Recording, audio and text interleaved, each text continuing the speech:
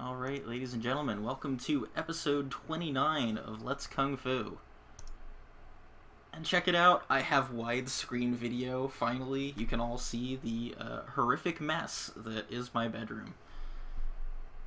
God help us all. You can also see a wonderful cat hanging out in here today, which is outside of the norm, but I couldn't kick him out. He was stubborn. General housekeeping business before we get too crazy in here. There is not going to be a show next week. Next week is my anniversary on Halloween. It's my 7-year wedding anniversary, so I figured it would probably not go over well with the wife if I skipped out on anniversary things to talk about StarCraft on the internet. So we're just gonna skip that for all of our sakes. But the really cool thing is the next episode will be my 30th episode, and it will be an interview with me. I conned one of the other AHGL folks that we've already talked to into asking me some questions, so that it's not just me asking myself things, because that didn't seem very exciting. I know I said that I was going to be doing MLG Dallas next weekend. That's actually a little bit up in the air right now. I do have a competitor pass, but I'm kind of waffling on whether or not I'm gonna spend the $1,000 to fly out there just to get my butt kicked on day one. So we'll see. I'll keep you guys informed. And the other random news is, for Halloween, I'm doing a marathon of crazy vampire movies. I'm seeing if I have enough in my personal collection to watch a different one every night until Halloween. I have gone through 11 so far. It's going to be pretty close, but I think I might have enough. If you check out the Let's Kung Fu Facebook page after the show, I'll post up a list of all of the ones that I've gone through and all of the ones that I still have to go through. We can see if we can pull it off. But anyway, on to actual, real, important-ish business. We are going to go ahead and talk to the super awesome Nathaniel NATO Tucker. And let me jump over here so that hopefully we will see him. Boy, for some reason, I'm not seeing you. Why are you breaking on me, XSplit? Why do you hate me? Let's try this again. No! Nate, where are you? Do you want to try unmuting your microphone and saying hi? See if that motivates it into working. Why does my stream not like you? It liked everyone else. I guess I'm too ugly. I broke it or something. It figures, you know, we tested all the wonderful sound things. We didn't think to test the video. It kind of seemed like a no-brainer. It seemed like that worked for everyone else. Alright, well, I'm thinking that this might be an audio interview. Same. Everyone wants to see my pretty face. Man, nothing can ever quite work the way that you want it to, huh? Okay, here's if you can't do that, can you pull up my profile on day9.tv? There's a picture of me there. People can just imagine. I'm sure we can pull that off here. Let me find your profile on here. If you just go to your profile and then hit all profiles on the second one. All profiles. I was gonna say, wow, you really are the second one too, huh? Alright, let me... Do you actually want to... Do you really want the thing itself in there? What do you mean? Let me see what I can do here. I'm going to temporarily cause really horrible things to happen. How's that? Are you actually looking at the stream? Do you see good things or terrible things? Well, on my Skype thing, I don't know what's. Let's see. I'm not actually looking at Twitch thing, so let me see what Twitch's looks like. Yeah, it looks exactly like Skype, which is you pulled me up below you instead of to the left. I'm like over you right now. Whoa! Yes. All right. I see what you're talking about. Let me fix this. It's going to be really ugly for the universe for a minute. Here we go. How's that? Is that better? Yeah.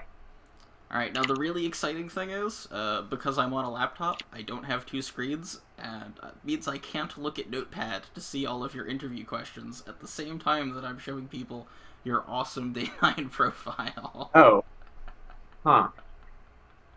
Uh, Minor complications here. We can deal with this. We'll just show everyone the wonderful Notepad sheet while I'm talking to you.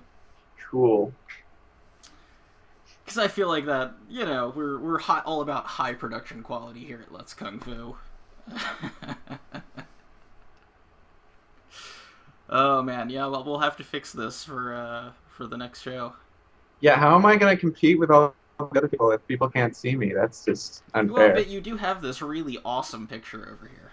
It's true. It is pretty cool. I'm a big fan. Okay. All right, so anyway, let's get started here. So we'll go with the very first question. Tell me a little bit about yourself. Who are you? I What do you do? Yeah. So I am Nathaniel Tucker, aka NATO, um, and I am currently working for Day 9 TV as the lead developer. I lead myself and myself. So I've done everything on the Day 9 TV website. We just launched forums this week, so you should go check it out. Post a lot, and some really cool stuff. Lots of new, awesome stuff is planned. Anyway, I've been developing software all my life. I've worked at Facebook and Microsoft and many other companies, et cetera, et cetera. And I've always been into video games and especially StarCraft. Uh, and the nickname NATO was actually given to me in high school by a girl that liked me. So, and it's the only nickname that stuck. Everyone in high school, if you meet anyone that knew me in high school, they'll call me NATO. They won't call me Nathaniel. So that's where that name came from. Is that good summary? Yeah, no, that's good. So how long have you been interested in esports? Yeah, so it's interesting. I've been gaming like all my life. I never actually owned a console until like 2 years ago when I started working for Microsoft. And I actually never play it. I'm a PC gamer.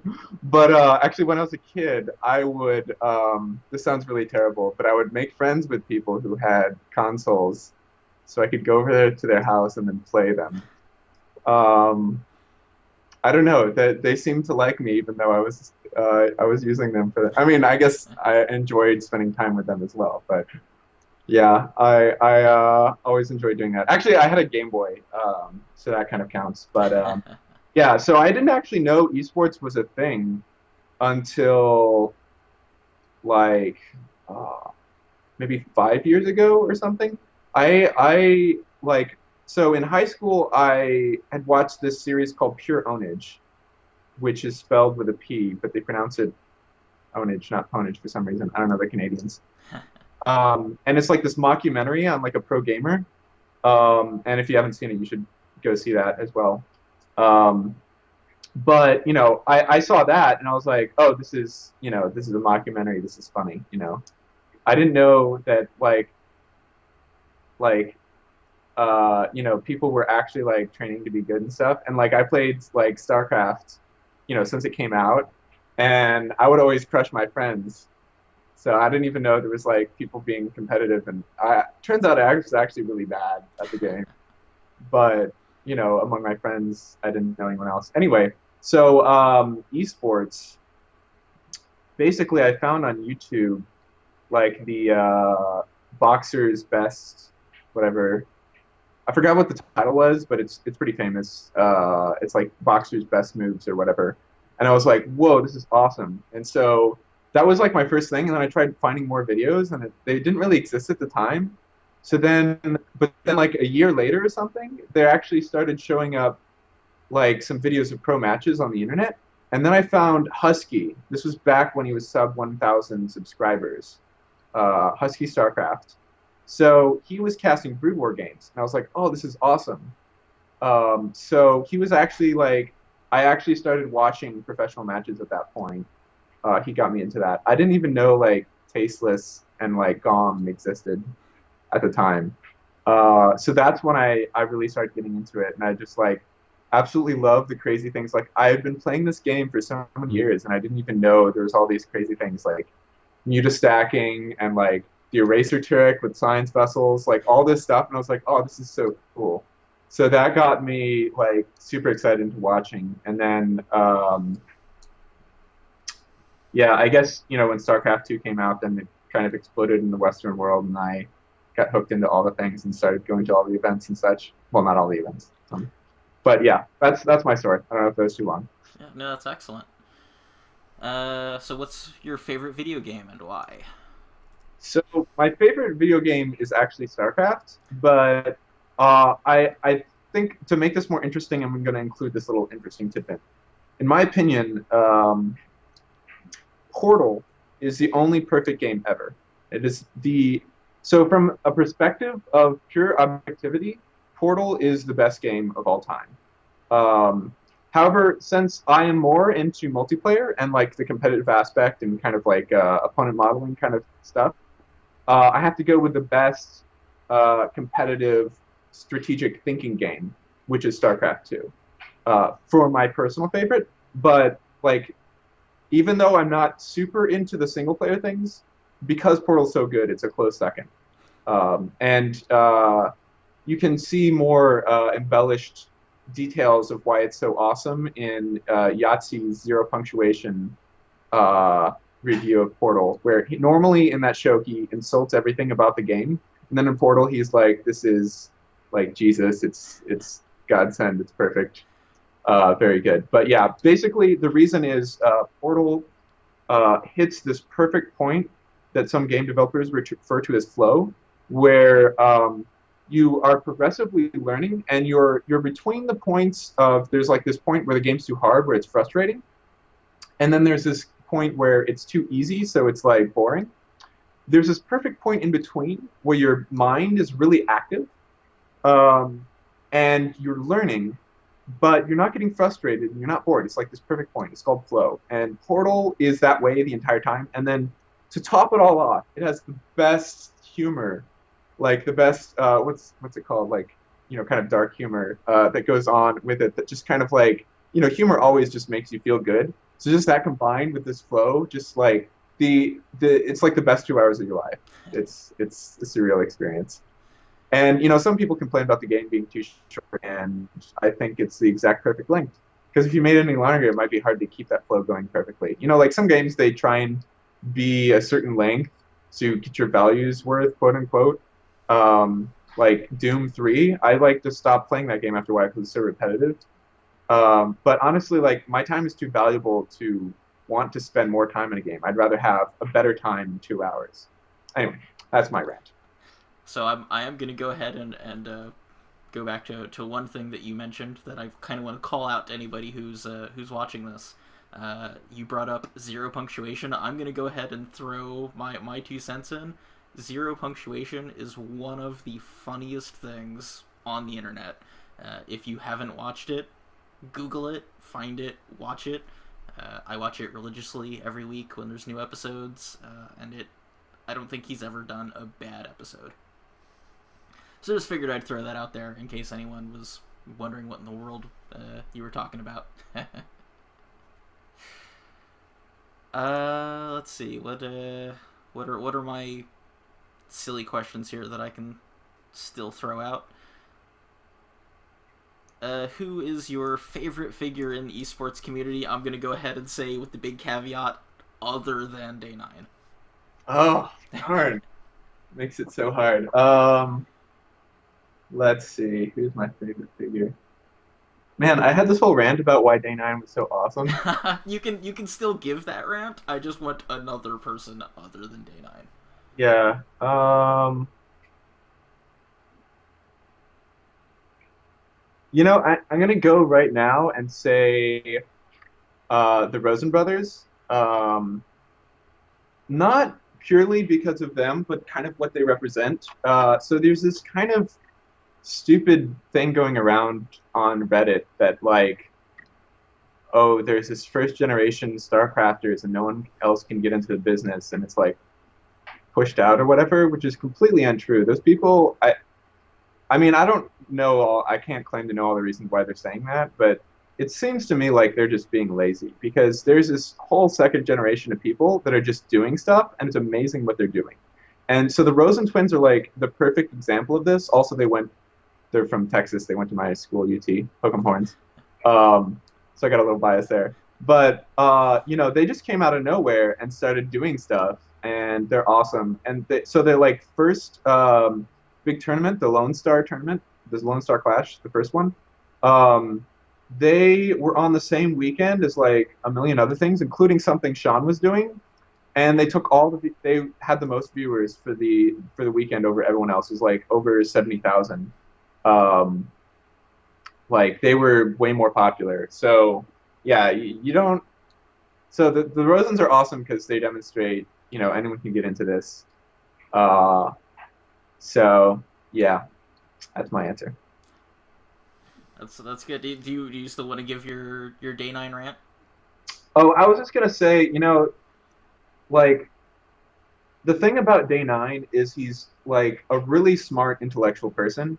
And so that's what kind of drew me to him, and I think what draws a lot of other people to him. There's a lot of people in the esports community that, aren't quite as intelligent. And I'm not going to say like just because they didn't go to college, they aren't intelligent, but there's some correlation there. I'm not going to name a million names, but Idra. There's kind of it's kind of this difficult thing for a community to have figureheads that really some of them aren't really saying things that are intelligent. So it's really nice to have like someone like Sean that's just like really knows what he's talking about. Um, yeah, I'll keep my rant short for that, but that's generally why I think he's so awesome. I would have to agree with you, though I'm not going to take sides against Greg because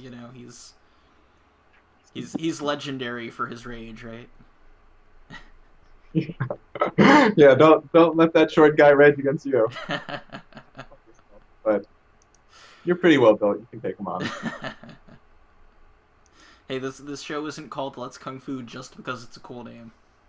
Oh yeah, yeah.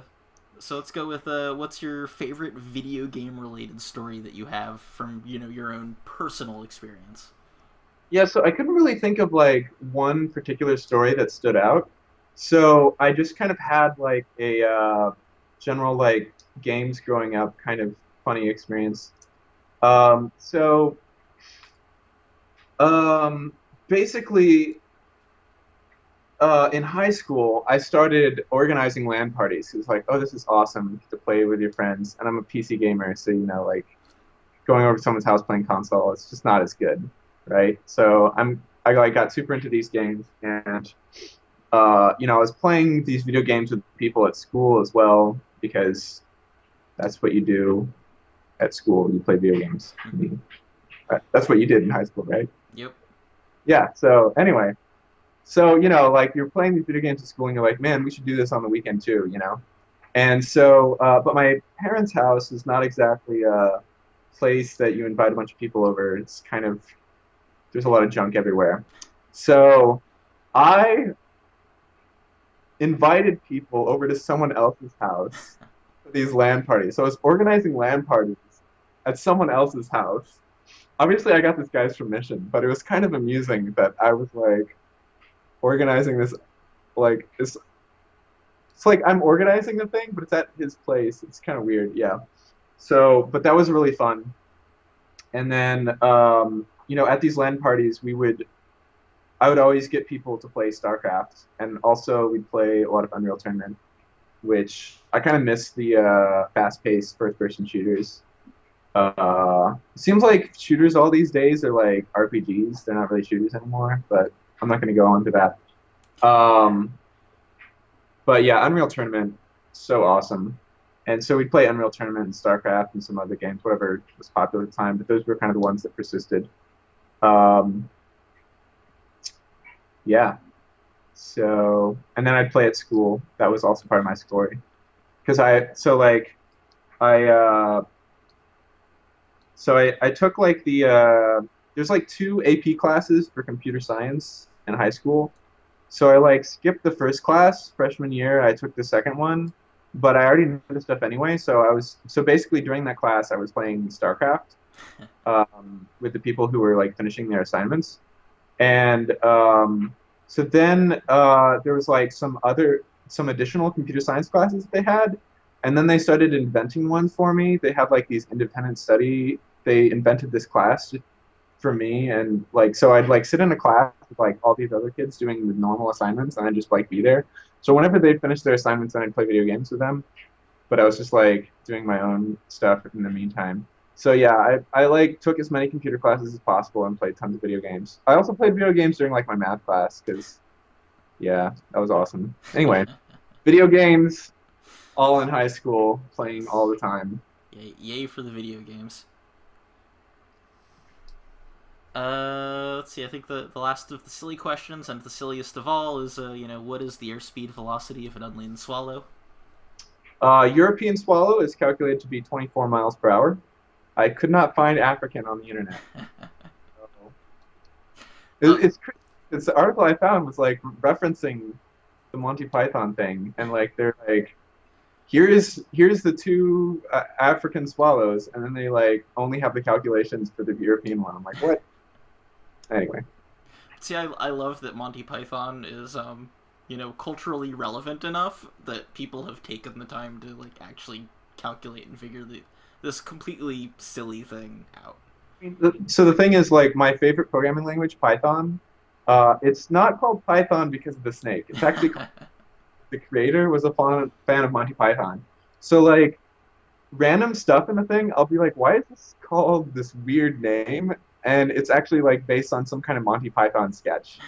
Nice. So I actually learn a lot about Monty Python from the Python programming language. All right, so now I think we're on to the real questions. We'll just start with, how did you first hear about the AHGL?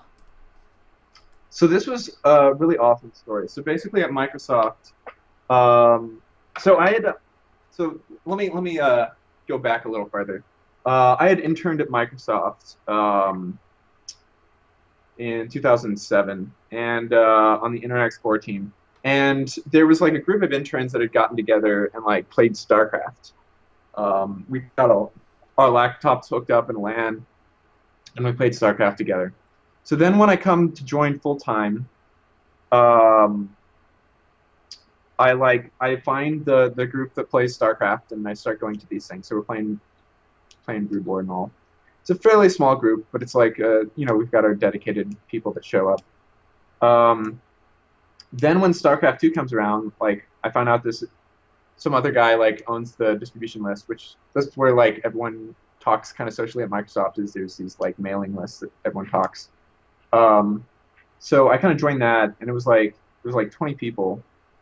So then I was like, whoa, this is like the coolest thing ever. I got to get people on this. So I basically spent time like kind of building up, telling people about this, being like, oh yeah, you should totally do this, actively posting, all the normal things you do to like kind of get a community going. And I eventually got this group up to, I mean, I'm not going to take like sole responsibility over it, but I was putting a lot of effort into this, so I feel I was at least partially responsible. I got this group up to like over 200 people. It was like, I think it was 250 at the time.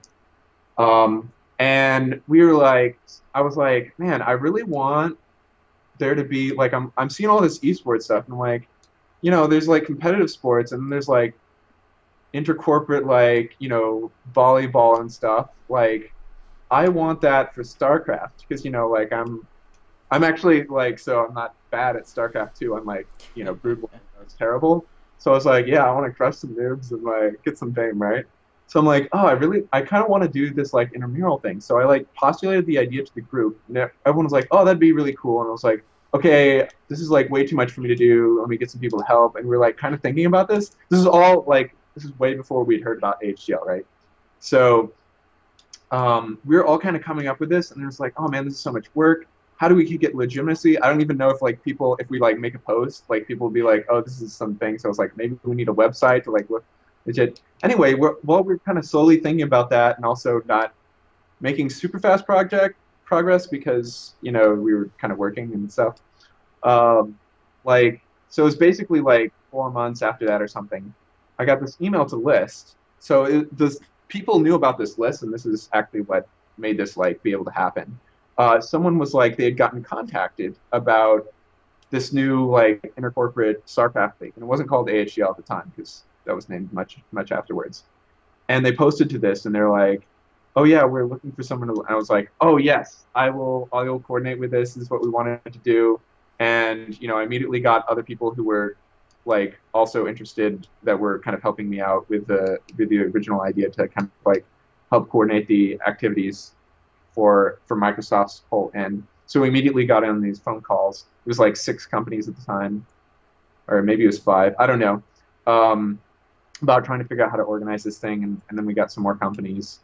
Um, so yeah, so it was because this distribution list was like well known enough that we were actually like the random person that was contacted, because I think it was like someone at one of these companies that was already um, like someone at Facebook or something contacted someone they knew at Microsoft, and because this distribution list was known, like they were able to like find it, post it, and then find us.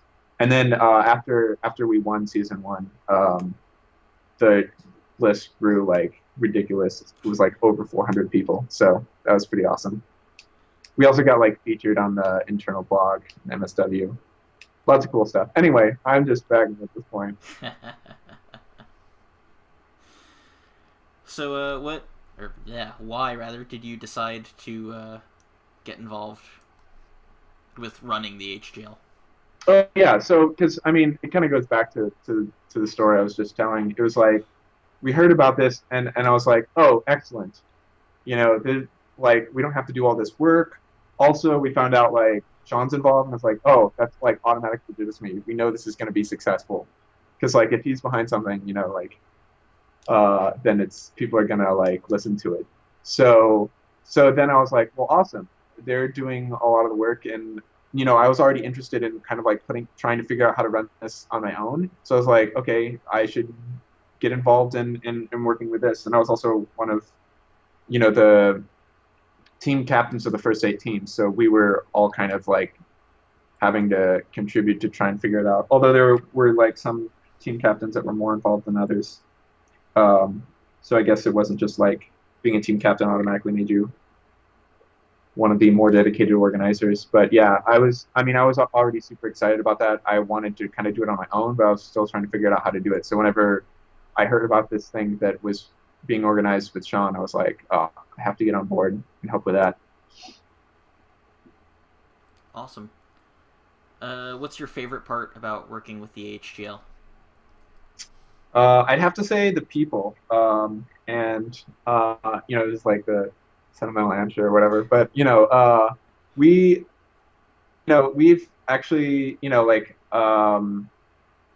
kind of get to know each other from like calls, organizing and stuff, and then we actually show up to events in person. Like for instance, the finals, we get to meet everyone. It's really cool working with all these people that are all super smart. And then also like some of us we went to like BlizzCon or like MLG Anaheim or whatever, and we meet up, and it's just like super fun to like interact with everyone who's like so smart and dedicated to esports and stuff.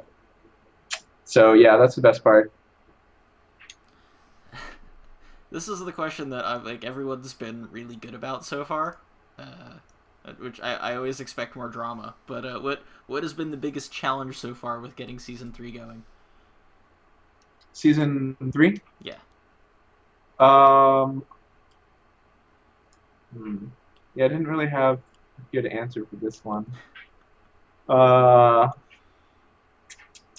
mean, biggest, other than us not all just you know doing whatever wonderful ideas you suggest, yeah, and actually debating. I can, yeah, well, uh, I don't know. I would say just finding time because I'm working so hard on like doing stuff for Day 9 TV. Finding time to still work on the AHGL website is pretty hard.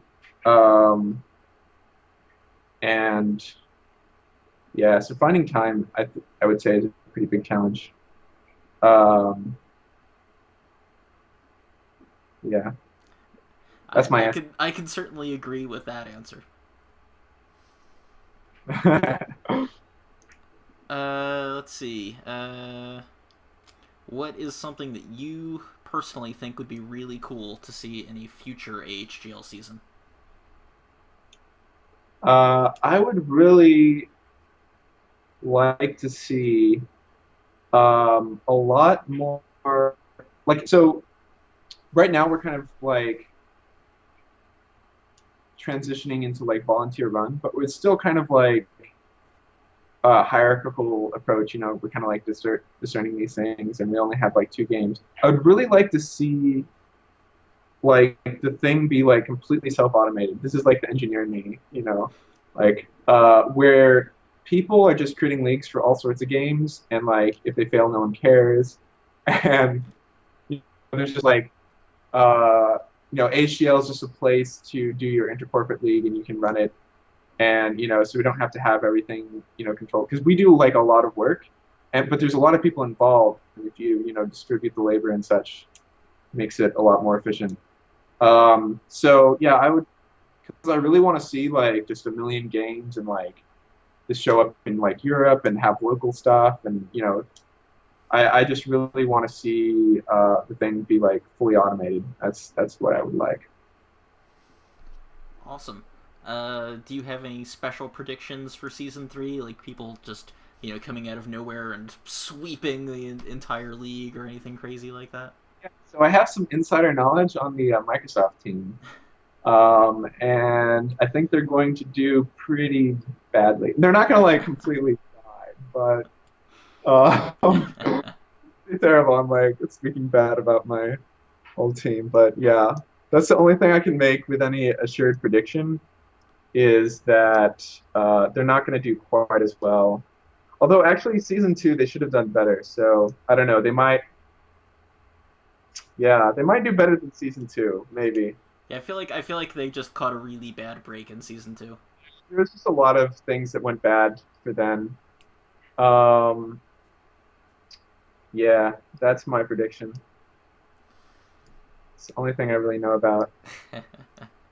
Here's my prediction. It's gonna be awesome. Excellent. That's a good prediction. Yes. So what do your like friends and family and what do the people think about you working in esports and with the AHGL?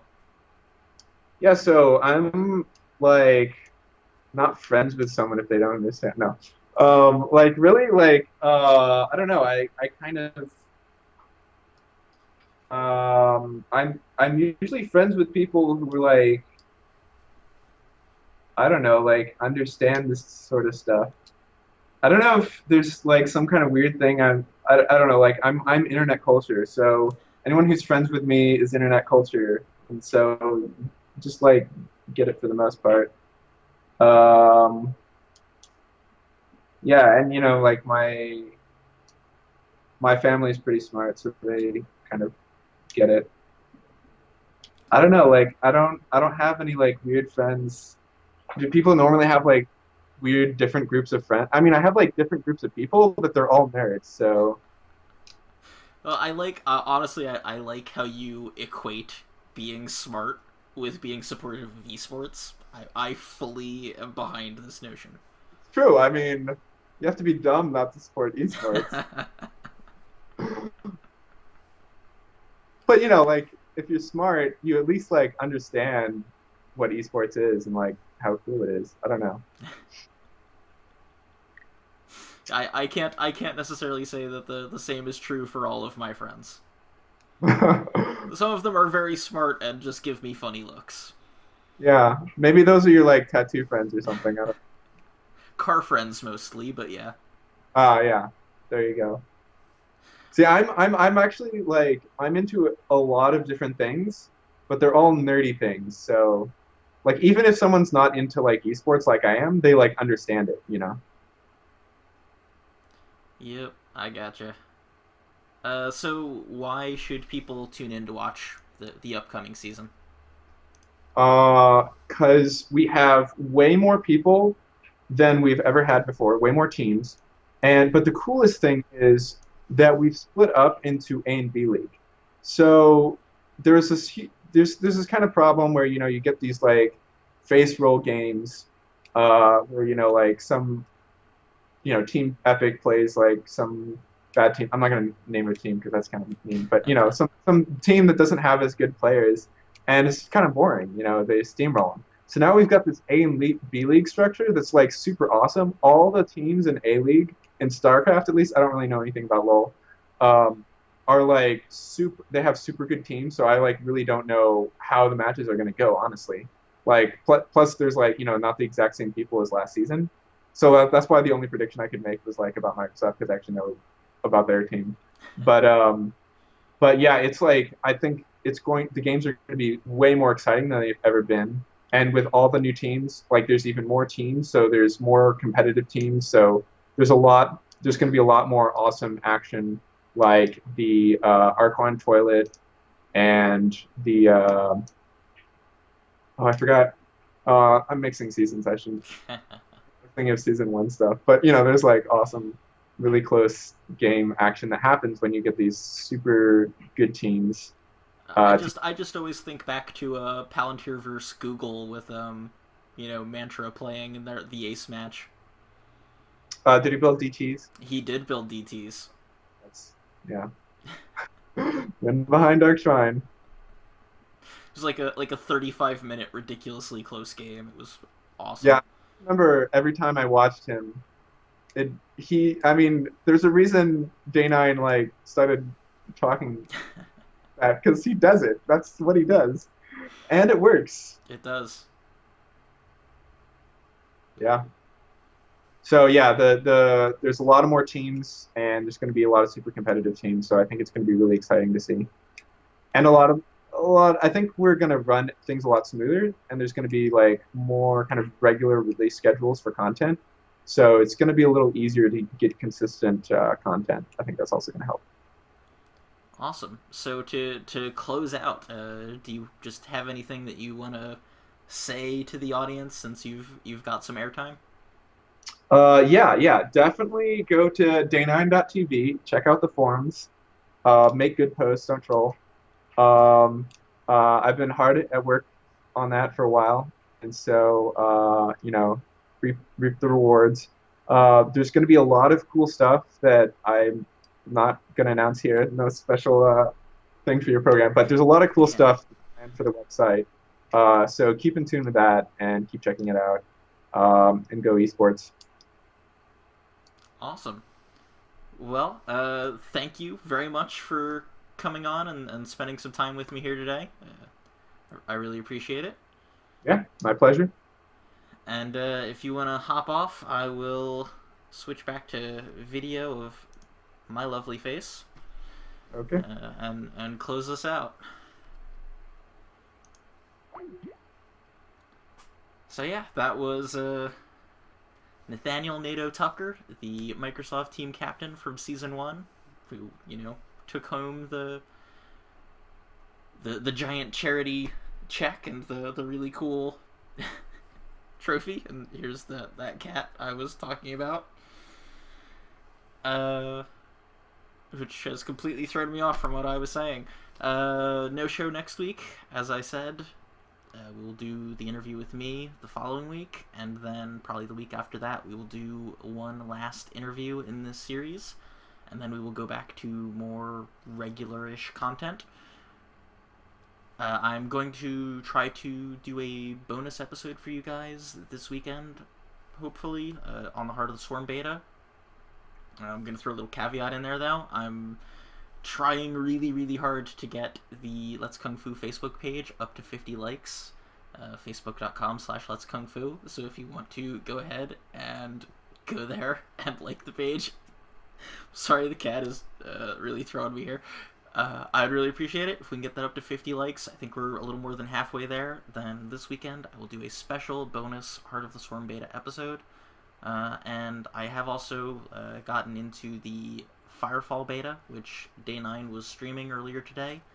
I might throw some of that in there too for good measure, if that's something that would interest you guys. So like us on Facebook. You can follow us on Twitter at Let's Kung Fu TV. And you can always send me feedback, feedback at letskungfu.com. I promise for the next interview we'll have our video issues worked out, so you can have wonderful Skype two-way video instead of just looking at me and a web page instead of the other person. Sorry about that, Nate. And that's all for this week. We'll see you guys either this weekend or in 2 weeks. Bye, guys.